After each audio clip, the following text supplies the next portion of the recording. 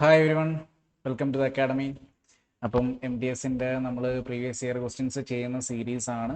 അപ്പം അതിനകത്തെ ക്വസ്റ്റ്യൻ ആണ്. അപ്പം 7-ാം തീയതിയിലത്തെയാണ് 7th ഓഗസ്റ്റിലെ ഷിഫ്റ്റിലെ ക്വസ്റ്റ്യൻ ആണ്. 7th August shift 1-ലെ. അപ്പോൾ എല്ലാ ക്വസ്റ്റ്യൻസും ഞാൻ എടുത്തിട്ടുണ്ട്. അപ്പം നിങ്ങൾ സ്വന്തമായിട്ട് ചെയ്യുക, എന്നിട്ട് ചെയ്ത് നോക്കിയിട്ട് ഡൗട്ടുള്ള ക്വസ്റ്റ്യൻസ് എനിക്ക് ഗ്രൂപ്പിൽ അയക്കുക. അപ്പം നിങ്ങൾ ക്വസ്റ്റ്യൻസ് പ്രാക്ടീസ് ചെയ്യുന്നുണ്ടെന്ന് എനിക്ക് മനസ്സിലാവും. നിങ്ങൾ പ്രാക്ടീസ് ചെയ്യണം എന്തായാലും പ്രീവിയസ് ഇയർ ക്വസ്റ്റ്യൻസ്, കാരണം ഡെഫിനറ്റ്ലി റിപ്പീറ്റ് ചെയ്ത് വരും. ഞാൻ കുറച്ചുകൂടെ സൂം ചെയ്യാം. ഫസ്റ്റ് ക്വസ്റ്റ്യൻ നോക്കിയോ, ടൈം ആൻഡ് വർക്ക് എന്നാണ്. A man can finish a piece of work in 15 days. A woman can complete the same work in 10 days. അപ്പോൾ തന്നെ നമുക്ക് മാനിൻ്റെയും വുമൻ്റെ എഫിഷ്യൻസി കിട്ടും. Both work together for 5 days, then the man leaves. How many days will the woman take to finish the remaining work? അപ്പോൾ simple question ആണ്. Time and വർക്കിലെ man 15 days കൊണ്ട് ചെയ്യുന്ന work is equal to woman 10 days കൊണ്ട് ചെയ്യുന്ന work. ഇതാണ് നമ്മുടെ total വർക്കിൻ്റെ കൺസെപ്റ്റ് ആണ്. ടോട്ടൽ വർക്ക് സെയിം ആണ് രണ്ടിടത്തും. അപ്പം M into 15 is equal to W into 10. ഈ എമ്മും ഡബ്ല്യു എന്താണ്? മെന്നിൻ്റെയും വുമണിൻ്റെയും എഫിഷ്യൻസി ആണ്. മെന്നിൻ്റെ എഫിഷ്യൻസി ഇൻറ്റു മെന്നിൻ്റെ നമ്പർ ഓഫ് ഡേയ്സ് ചെയ്യുമ്പോഴാണ് ടോട്ടൽ വർക്ക് വരുന്നത്. അപ്പം 15ഉം 10 കട്ട് ചെയ്യുമ്പം 3/2 എന്ന് വരും. അപ്പം മെൻ ബൈ വുമണിൻ്റെ എഫിഷ്യൻസി എന്ത് വരും? 2/3 എന്ന് വരും. ഓക്കെ, മെൻ ബൈ വുമണിൻ്റെ എഫിഷ്യൻസി എന്ത് വന്നു? 2/3 എന്ന് വന്നു. ഓക്കെ, മെൻ ബൈ വുമണിൻ്റെ എഫിഷ്യൻസി 2/3 ആണെങ്കിൽ നമുക്ക് ടോട്ടൽ വർക്ക് ഏത് വേണമെങ്കിലും ഇട്ട് കൊടുത്തു കഴിഞ്ഞാൽ കിട്ടും. 2 × 15 കൊടുത്തു കഴിഞ്ഞാൽ 30 ആണ്. വുമൺ 3 × 10 കൊടുത്തു കഴിഞ്ഞാൽ 30 ആണ്. അപ്പോൾ ഇതാണ് concept.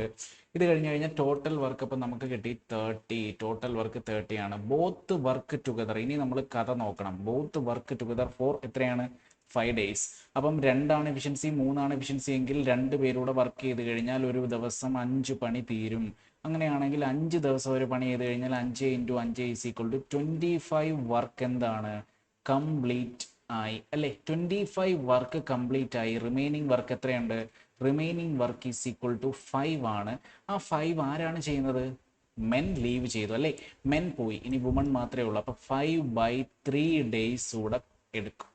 Okay, 5/3 days. How many days will be taken by the woman to finish the work? 5/3 എന്ന് പറയുമ്പോൾ 1 and 2/3 എന്ന് വരും. ഓക്കെ, സിമ്പിൾ ക്വസ്റ്റ്യൻ ആണ്.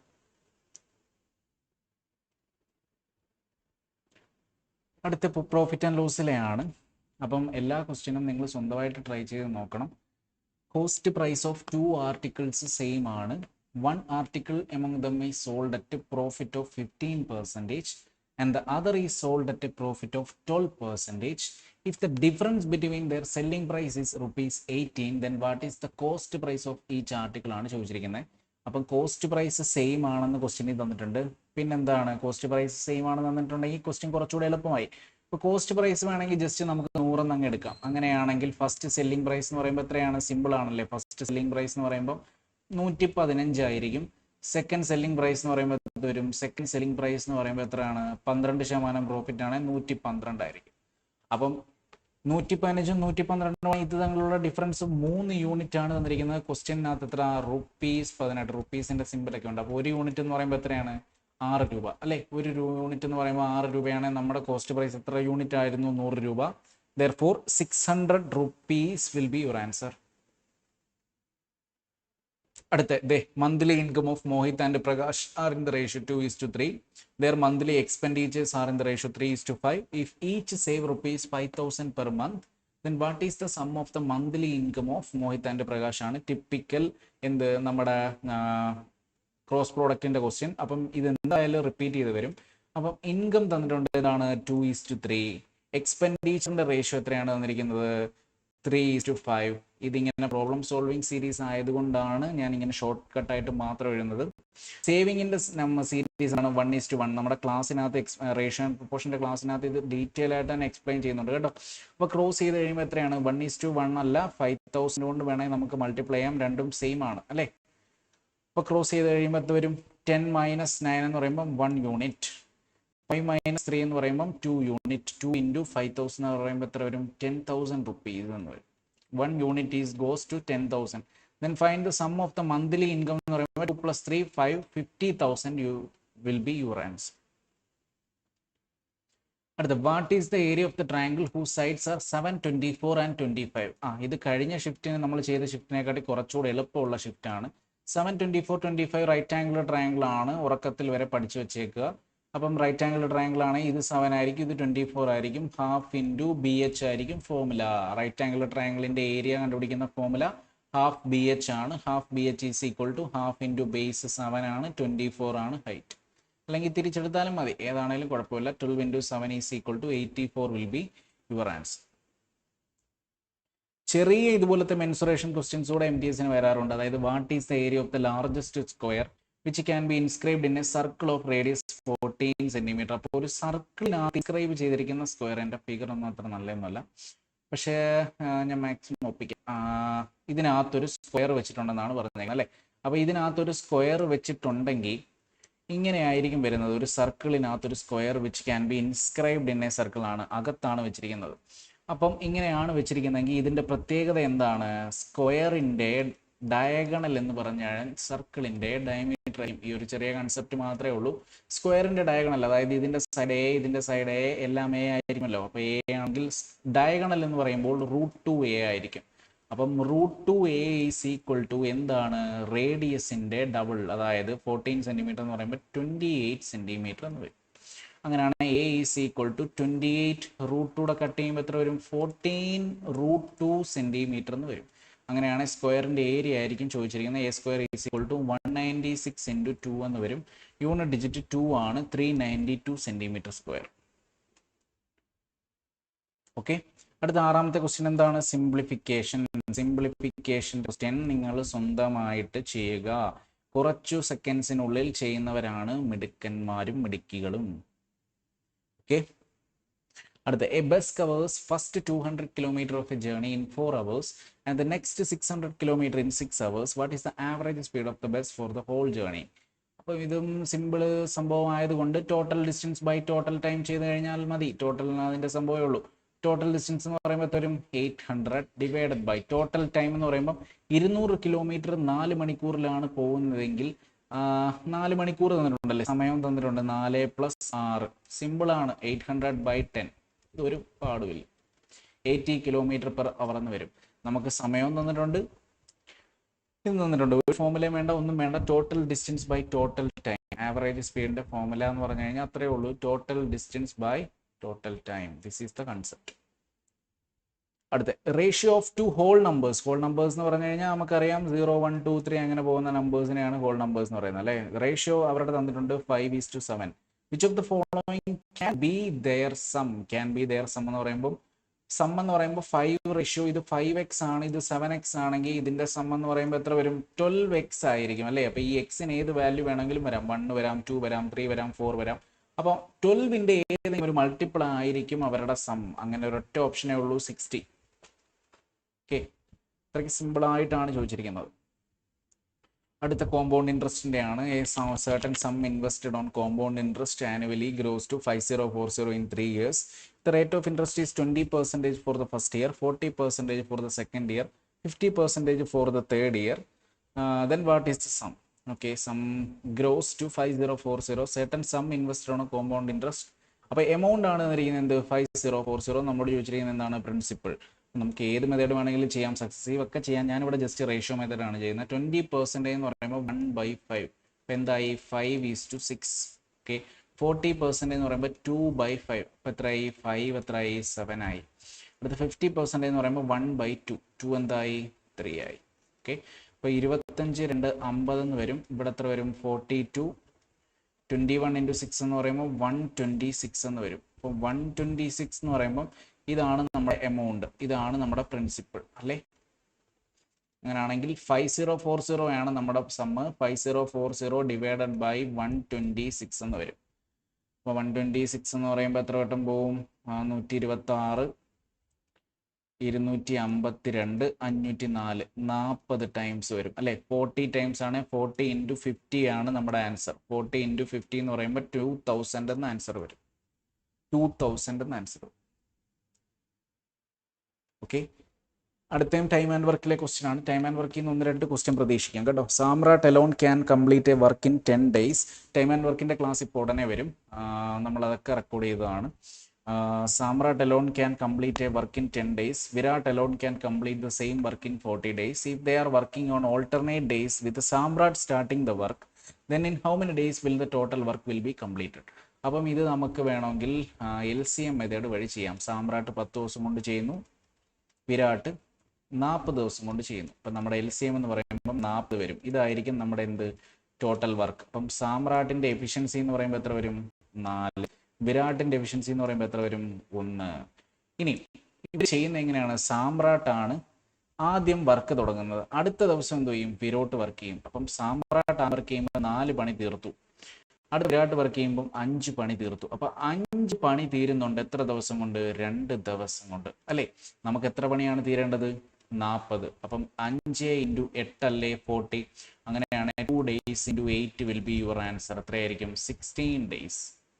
അതായത് 2 daysന്റെ 8 ടൈംസ് ആവുമ്പോൾ മാത്രമേ 40 വർക്ക് കംപ്ലീറ്റ് ആവുള്ളൂ. So your answer will be 16 days. Okay. 11th question data interpretation സ്വന്തമായിട്ട് ചെയ്യുക കേട്ടോ. അടുത്ത, what is the LCM of all even numbers between 5 and 13? 5 and 13 ഇടയ്ക്കുള്ള ഈവൻ നമ്പേഴ്സ് എന്ന് പറയുമ്പോൾ എത്രയാണ്? 6, 8, 10, 12. ഇതിൻ്റെ LCM ആണ് ചോദിച്ചിരിക്കുന്നത്. അപ്പോൾ LCM എന്ന് പറഞ്ഞു കഴിഞ്ഞാൽ ഏറ്റവും വലിയ നമ്പർ എടുക്കുക, 12. 12നകത്ത് 2 ഉണ്ട്. അടുത്ത 10 LCM കണ്ടുപിടിക്കുന്ന മെത്തേഡാണ്. 10നകത്ത് എന്തുണ്ട്? LCM കണ്ടുപിടിക്കുക ഒരുപാട് മെത്തേഡ് ഉണ്ട്, പക്ഷേ ഇത് നോക്കുക, ഏറ്റവും നല്ല മെത്തേഡ്. ഏറ്റവും വലിയ നമ്പർ എടുക്കുക, 12. പിന്നെന്ത് ചെയ്യുക? ഈ അടുത്ത നമ്പർ എന്ന് പറയുമ്പോൾ 10നെ സ്പ്ലിറ്റ് ചെയ്യുക. 2 × 5 ആണ് 10, അല്ലേ? 10 ഈസ് ഈക്വൽ ടു 2 × 5. നമ്മുടെ അടുത്ത 12നകത്ത് 2 ഓൾറെഡി ഉണ്ട്, അപ്പം 5 കൂടെ വരണം. 5 ഇട്ടു. ഓക്കെ. അടുത്ത 8നെ സ്പ്ലിറ്റ് ചെയ്ത് കഴിഞ്ഞാൽ എന്ത് വരും?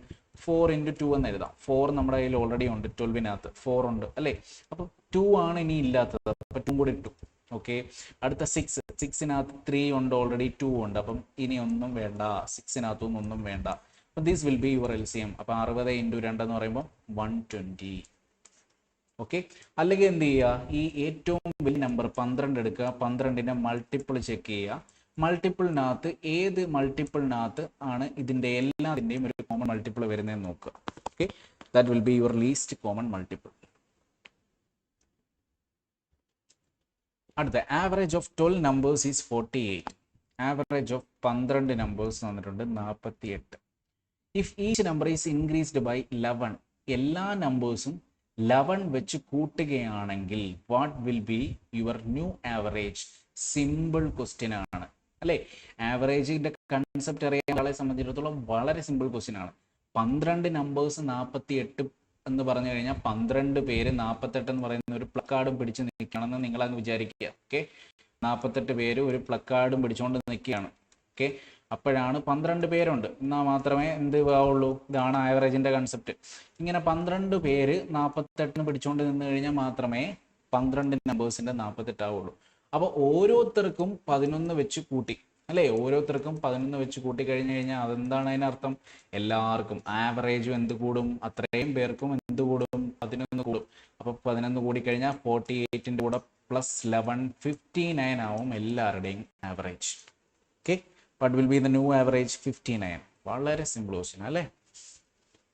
അടുത്ത എന്താണ്? Sum of 1500 is invested at simple interest. Simple ഇൻട്രസ്റ്റിന്റെ ക്വസ്റ്റ്യൻ ആണ്. For X months, if the rate of interest is X by 8 per annum, then the sum grows to 1590, then what is the value of X? Simple ഇൻട്രസ്റ്റിന്റെ ഞാൻ ഇന്നലെ പറഞ്ഞ formula വെച്ചിട്ടുള്ള question ആണ്. അതുകൊണ്ടാണ് ഞാൻ പറഞ്ഞ പാറ്റേൺ എന്തായാലും റിപ്പീറ്റ് ചെയ്ത് വരും. നിങ്ങൾ ഈ സീരീസ് ഒന്നും മിസ് ചെയ്യരുത്. സിമ്പിൾ ഇൻട്രസ്റ്റ് എന്ന് പറഞ്ഞു കഴിഞ്ഞാൽ തന്നിട്ടുണ്ട് 1590 ആണ് എമൗണ്ട്, 1500 ആണ് പ്രിൻസിപ്പൾ എങ്കിൽ സിമ്പിൾ ഇൻട്രസ്റ്റ് എത്രയായിരിക്കും?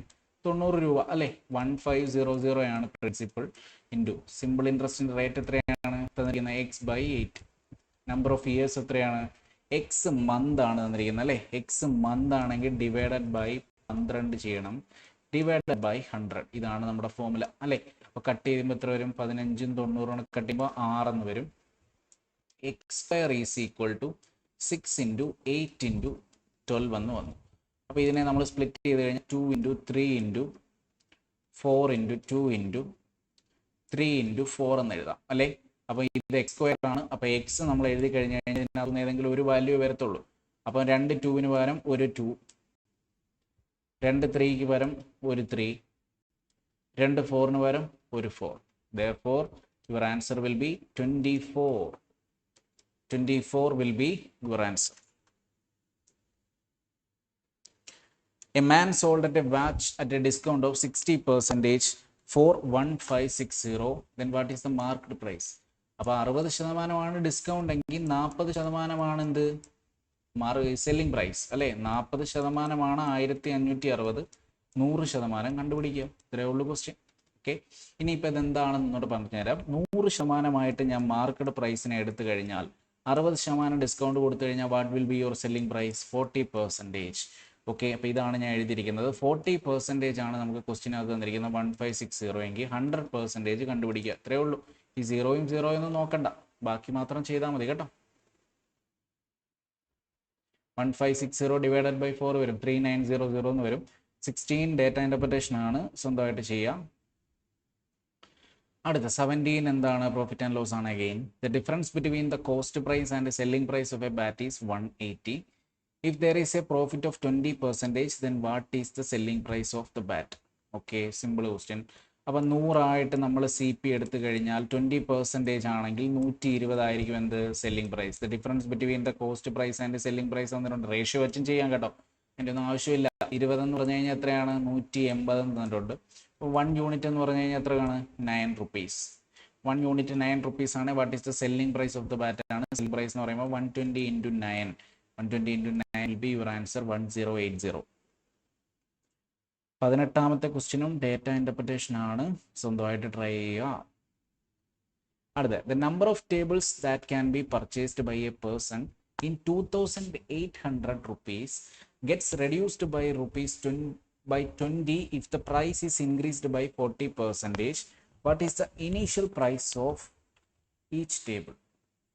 The number of tables that can be purchased by a person in rupees 2800 get reduced by 20. Okay.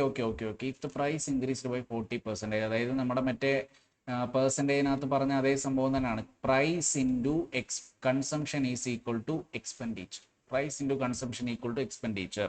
അപ്പോൾ ഇതേ സംഭവം തന്നെയാണ് ഇവിടെ. എക്സ്പെൻഡിച്ചർ സെയിം ആണ്, 2800 രൂപ തന്നെയാണ്. അപ്പം പ്രൈസ് 40% എന്ന് പറയുമ്പോൾ 2/5 ഇൻക്രീസ് ചെയ്തു അല്ലേ ഫ്രാക്ഷനിൽ. അപ്പോൾ 5 ആയിരുന്നെങ്കിൽ ഇപ്പോൾ എത്രയായി? 7 ആയി. അങ്ങനെയാണെങ്കിൽ പ്രൈസ് ഇതാണെങ്കിൽ കൺസംഷൻ എന്തായിരിക്കും? കൺസംഷൻ എന്ന് പറയുമ്പോൾ അതിൻ്റെ നേരെ റിവേഴ്സ് റേഷ്യോയ്ക്ക് ഞാൻ പറഞ്ഞിട്ടുണ്ട് അല്ലേ. 7:5 ആണ്. അപ്പോൾ അതുകൊണ്ടാണ് എന്തായത്? 7 ൽ 5 ആയതുകൊണ്ടാണ് റെഡ്യൂസ്ഡ് ബൈ 20 എന്ന് പറഞ്ഞു കഴിഞ്ഞത്. അപ്പം 2 യൂണിറ്റ്സ് ആണ് നമ്മുടെ ക്വസ്റ്റ്യനകത്തെ. 2 യൂണിറ്റ്സ് ആണ് 20. അപ്പം 1 യൂണിറ്റ് എന്ന് പറയുമ്പോൾ എത്രയാണ്? 10. 1 യൂണിറ്റ് 10 ആണെങ്കിൽ ഇനീഷ്യൽ 70 മേടിച്ചുകൊണ്ടിരുന്നെങ്കിൽ ഇപ്പം എത്രയാണ് മേടിക്കുന്നത്? 50. ഓക്കെ, അപ്പം ആദ്യമേ 70 ടേബിളിനായിരുന്നു എന്ത്? 2800 രൂപ. അപ്പോൾ 70 ടേബിളിന് 2800 രൂപയാണെങ്കിൽ ഒരു ടേബിൾ എന്ന് പറയുമ്പോൾ എത്ര വരും? 40 rupees. ഓക്കെ, അത്രേ ഉള്ളൂ ക്വസ്റ്റ്യൻ. എന്ത് വേണമെങ്കിലും കണ്ടുപിടിക്കാം നിങ്ങൾക്ക്. 50 ടേബിളോ എന്ത് വേണമെങ്കിലും ക്വസ്റ്റ്യനകത്തുനിന്ന് കണ്ടുപിടിക്കുക. അതാണ് റേഷ്യോയുടെ ഗുണം. ഓക്കെ, അടുത്ത ക്വസ്റ്റ്യൻ എന്താണ്? സിംപ്ലിഫിക്കേഷൻ ആണ്. സിമ്പിളായിട്ട് ചെയ്യുക. സിമ്പിളാണ്, ഒന്നുമില്ല. 3/4 + 1/4 ചെയ്താൽ മതി. സിമ്പിൾ ക്വസ്റ്റ്യൻ ആണ്. അടുത്ത x² + y² is equal to 100. x/y is equal to 4:3. Then find the value of x² - y². ഇതൊന്നും ഇല്ല. 100 എന്ന് കാണുമ്പോൾ നമുക്ക് മനസ്സിലാവും ഇത് 4ഉം 3ഉം ആണെങ്കിൽ 3, 4, 5 എന്ന് പറയുമ്പോൾ ഇത് 8 ആണ്, ഇത് 6 ആണെങ്കിൽ 8² + 6² നമുക്കറിയാം എത്രയാണ്? 10² അല്ലേ? എന്താണ്? പൈതഗോറസ് തിയറം, ട്രിപ്ലറ്റ്സ് ആണ്. അങ്ങനെയാണെങ്കിൽ സിമ്പിൾ ആണ്. 8² - 64 - 36 എന്ന് പറയുമ്പോൾ എത്രയാണ്? 28 എന്ന ആൻസർ വരും. ഈ ഷിഫ്റ്റ് ഒക്കെ എന്ന് പറഞ്ഞു കഴിഞ്ഞാൽ മാത്സിൻ്റെ എളുപ്പമുള്ള ഷിഫ്റ്റുകളാണ്. അപ്പോൾ എളുപ്പമുള്ള ഷിഫ്റ്റിൽ എന്ത് ചെയ്യുക? നിങ്ങൾ സ്വന്തമായിട്ട് പെട്ടെന്ന് പ്രാക്ടീസ് ചെയ്ത് പഠിക്കുക. കാരണം ആ സമയം നിങ്ങൾ റീസണിങ്ങിനൊക്കെ ചിലവാക്കി കഴിഞ്ഞാൽ നിങ്ങൾക്ക് ഭയങ്കരമായിട്ട് ഗുണം ചെയ്യും. ഓക്കെ, അടുത്ത മീഡിയൻ കണ്ടുപിടിക്കാനാണ്. മീഡിയൻ കണ്ടുപിടിക്കാനൊക്കെ നിങ്ങൾക്ക് ഇപ്പോൾ ഓർമ്മയുണ്ടോ എന്ന് എനിക്കറിയത്തില്ല. അതായത് നമ്മളിത് അസെൻഡിങ് ഓർഡറിലൊക്കെ എഴുതിയിട്ട് 1, 2, 3, 4, 5, 6, 7, 8, 9 നമ്പേഴ്സ് ഉണ്ടല്ലേ. അപ്പോൾ അസെൻഡിങ് ഓർഡറിൽ നമ്മൾ ആദ്യം എഴുതണം 4, 6, 7, 9, പിന്നെ എത്രയാണ് വരുന്നത്? 14, 15, 18, 21, 26. 1, 2, 3, 4, 5, 6, 7, 8, 9. ഓക്കെ, അപ്പോൾ ഇതിനകത്ത് അടുക്ക് വരുന്ന നമ്പറാണ് നമ്മുടെ ആൻസർ. അതാണ് മീഡിയൻ. ഓക്കെ, കുറേ നമ്പേഴ്സ് വന്നിട്ടുണ്ടെങ്കിൽ അത് അസെൻഡിങ് ഓർഡറിലോ ഡിസെൻഡിങ് ഓർഡറിലോ എഴുതിയിട്ട് അതിൻ്റെ ഏറ്റവും മിഡിൽ വരുന്ന നമ്പറാണ് median. That is the median concept. അപ്പോൾ അതുകൊണ്ട് 14 ആണ് വരുന്നത്. ഇനിയിപ്പം ഒരു നമ്പറോട് ഉണ്ടെങ്കിൽ എന്ത് വരും? 14 + 15 ഡിവൈഡഡ് ബൈ 2 എന്ന് പറഞ്ഞാൽ. ഓക്കെ, അടുത്ത what is the average of all the multiplies of 6 from 20 to 80? അപ്പോൾ ഇത് ചെറിയ നമ്പർ തന്നിട്ടുണ്ട്. നമുക്കറിയാം ആദ്യത്തെ മൾട്ടിപ്പിൾ എന്ന് പറയുമ്പോൾ 24 ആയിരിക്കും. ഇങ്ങനെ പോയി പോയി പോയി 6ൻ്റെ മൾട്ടിപ്പിൾ എന്ന് പറയുമ്പോൾ എത്ര വരും? 60, 66, 72, 78, 78 വരെ വരും അല്ലേ? ഇതിൻ്റെ എല്ലാം ആവറേജ് ആണ് ചോദിച്ചിരിക്കുന്നത്. ആവറേജ് എന്ന് പറയുമ്പോൾ എന്ത് ചെയ്താൽ മതി? ഈ രണ്ട് നമ്പർ കൂട്ടി ഡിവൈഡ് ചെയ്താൽ മതി. കാരണം ഇതൊരു അരിത്തമെറ്റിക് പ്രോഗ്രഷൻ ആണ്. അരിത്തമെറ്റിക് പ്രോഗ്രഷൻ്റെ ആവറേജ് കണ്ടുപിടിക്കാൻ പറഞ്ഞു കഴിഞ്ഞാൽ ഒന്നുകിൽ ഏറ്റവും നടുക്കത്തെ നമ്പർ ആയിരിക്കും, അല്ലെങ്കിൽ എന്താണ് ഈ രണ്ട് എക്സ്ട്രീമിലുള്ള നമ്പർ കൂട്ടി ഡിവൈഡ് ചെയ്താൽ മതി. therefore 24 + 78 ഡിവൈഡഡ് ബൈ 2, 8 4 12, 7 2 9 1 10, 102/2 51 വരും ആൻസർ. ഓക്കെ, ഇതൊക്കെ പഠിച്ചു വെച്ചേക്ക്, എവിടെയെങ്കിലുമൊക്കെ ഉപകാരം വരും കേട്ടോ. അടുത്ത A boat covers 64 kilometre upstream in 8 hours അല്ലെ. 64 കിലോമീറ്റർ ബൈ 8 hours എന്ന് പറയുമ്പോൾ അപ്സ്ട്രീം വെലോസിറ്റി നമുക്ക് കിട്ടി. അപ്സ്ട്രീം സ്പീഡ് എന്ന് പറയുമ്പോൾ എന്താണ്? v - u ആണ്, അപ്സ്ട്രീം ആണ് അല്ലെ. v - u = വന്നു 8 എന്ന് വന്നു. അടുത്ത v + u ഡൗൺ സ്ട്രീം എത്ര വന്നു? 10 എന്ന് വന്നു. v - u v + u കിട്ടിക്കഴിഞ്ഞാൽ v എന്ന് പറഞ്ഞു കഴിഞ്ഞാൽ എന്തായിരിക്കും? ഇതൂടെ കൂട്ടിയിട്ട് ഡിവൈഡ് ചെയ്യുന്നതായിരിക്കും v. 9 km/h. ഓക്കെ, ഷോർട്ട് കട്ടായിട്ട് പഠിച്ചു വെച്ചേക്കുക. യു എന്ന് പറഞ്ഞു കഴിഞ്ഞാൽ എന്തായിരിക്കും? v + u v - u എന്ന് പറഞ്ഞിട്ടുണ്ടെങ്കിൽ ഇതിവിടെ കുറച്ചിട്ട് ഡിവൈഡ് ബൈ 2 എത്ര വരും? 1 km/h. ഓക്കെ അല്ലേ? v + u എന്ന് പറയുമ്പോൾ 10 വരുന്നുണ്ട്, v - u എന്ന് പറയുമ്പോൾ 8 വരുന്നുണ്ട്. But it's speed of the boat in still water. Still water എത്രയാണ്? 9 km/h. അപ്പം ഇതെന്താണ് ചോദിച്ചിരിക്കുന്നത്? മീറ്റർ/സെക്കൻഡ്. മീറ്റർ/സെക്കൻഡ് എന്ന് പറയുമ്പോൾ എന്ത് വരും? × 5/18. കട്ട് ചെയ്യുമ്പോൾ 2. 5/2 = 2.5 m/s.